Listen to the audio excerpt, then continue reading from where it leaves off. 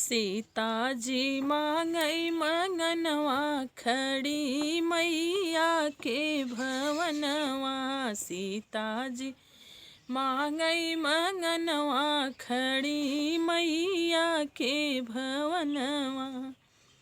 राजा दशरथ जैसन ससुर मांगई, राजा दशरथ जैसन ससुर मांगई। मांगली राज रहनवा खड़ी मैया के भवनवा। मांगली राज रहनवा खड़ी मैया के भवनवा।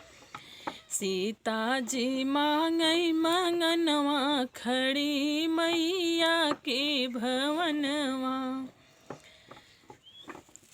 लक्ष्मण जैसन देवर मांगई, लक्ष्मण जैसन देवर मांगई। मांगली राम सजनवा खड़ी मैया के भवनवा। मांगली राम सजनवा खड़ी मैया के भवनवा।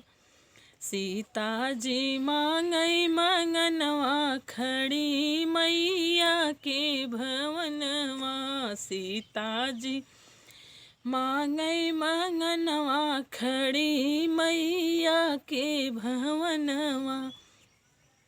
दशरथ जी के अंगना मांगई, दशरथ जी के अंगना मांगई। मांगली लव कुश ललनवा खड़ी मैया के भवनवा।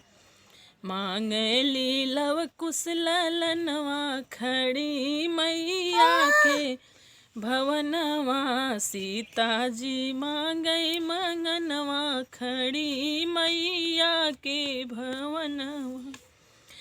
हेलो दोस्तों, नमस्ते, प्रणाम। मैं घूंघट वाली 960 अपने यूट्यूब चैनल में आप सभी का स्वागत करती हूं। तो दोस्तों, आज मैं आप सबके बीच बहुत ही प्यारा सा एक लाचारी गीत लेकर आई हूं। और कैसी लगी गीत कमेंट में ज़रूर बताइएगा दोस्तों। प्लीज़ मेरे चैनल को आगे बढ़ाइएगा। कई दिन से मैंने गाना नहीं बना पाया था दोस्तों, तो उसके लिए मैं क्षमा मांगती हूँ। कोशिश करूँगी मैं आज से आप सबके बीच रोज़ एक गाना लाऊँगी। फिर मिलूँगी अगली नेक्स्ट वीडियो में अच्छी गीत के साथ। तब तक के लिए नमस्ते, प्रणाम।